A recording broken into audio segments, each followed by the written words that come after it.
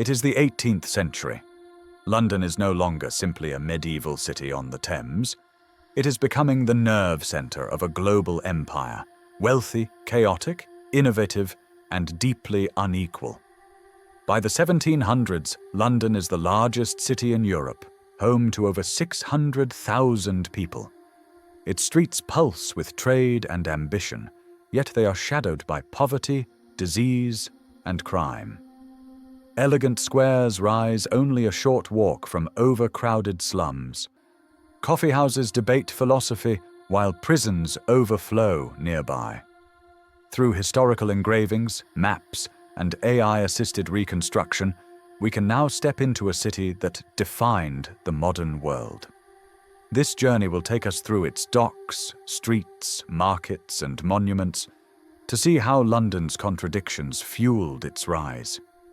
This is not a city at rest. This is London in motion.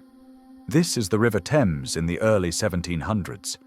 You are standing on the southern bank, facing north toward the crowded city skyline. The river is thick with activity. Sailing ships, barges, and small rowboats press against one another. Cranes unload barrels of sugar, tobacco, tea, and rum. The air smells of river water, wood, and smoke.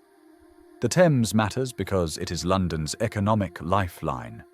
Nearly everything that feeds the city and enriches it passes through this waterway. Goods from the Americas, Africa, and Asia arrive here before spreading across Britain and Europe. Did you know? At its peak, the Port of London handled more trade than any port in the world. The river symbolizes imperial reach. London's power flows outward along maritime routes, binding distant colonies to the city's docks. But the river will change. Pollution will worsen. Bridges will multiply. Steam power will soon replace sail. For now, the Thames remains the beating heart of London, and just beyond its banks lies the city's crowded core. This is a London street in the 1700s. You are standing at ground level, facing down a narrow, winding road lined with timber and brick buildings. The street is noisy and dense. Vendors shout. Horse-drawn carts grind over uneven stones. People from every social class pass shoulder to shoulder. Merchants, laborers, servants, beggars. This place matters because it reveals daily life. There is no zoning, no separation between work and home. Workshops operate on ground floors while families live above them.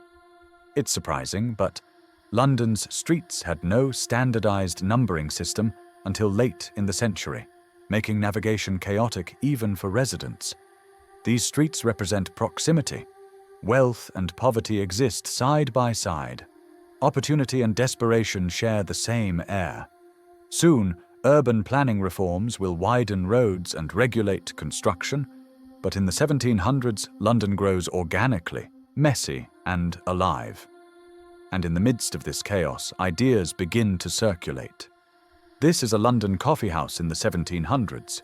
You are standing near the entrance, facing inward toward long wooden tables. Men crowd the room, newspapers spread before them. Conversations overlap. Politics, science, trade, empire. Coffee steams in small cups, bitter and unfamiliar to earlier generations. These spaces matter because they are centers of information. Merchants track shipping news.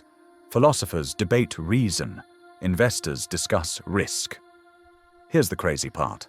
Lloyd's of London began as a coffeehouse where shipowners and insurers gathered. The coffeehouse symbolizes the rise of public opinion. Knowledge is no longer confined to elites. It circulates. Later, newspapers and formal institutions will replace these informal hubs. But here, modern discourse is being invented. And while ideas flourish above ground, darker realities lie below. This is a debtor's prison in 18th century London. You are standing just outside iron gates, facing inward. Inside, men and women are confined not for violent crimes, but for unpaid debts. Families often live with prisoners. Disease spreads easily. This place matters because it exposes inequality. London's wealth is built alongside immense suffering. It's surprising, but thousands were imprisoned each year simply for failing to repay small loans. The prison symbolizes moral contradiction. A city that celebrates commerce also punishes failure harshly. Reforms will come later, driven by public outrage and Enlightenment ideals. But for now, justice favors wealth. And beyond these walls, luxury thrives. This is Covent Garden in the 1700s. You are standing at the edge of the market, facing rows of stalls. Produce spills across tables. Flower sellers call out. Performers entertain passing crowds. The smell of fruit, livestock, and food fills the air. This market matters because it feeds the city. It connects rural farmers to urban consumers.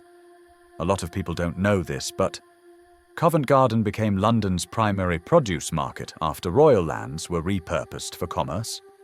The market symbolizes interdependence. The city cannot survive without the countryside. In time, markets will be regulated and relocated. But here, trade is immediate and human. And rising above it all stands a symbol of national authority. This is St. Paul's Cathedral in the early 1700s. You are standing in the churchyard, facing the Great Dome. Freshly rebuilt after the Great Fire, the cathedral dominates the skyline.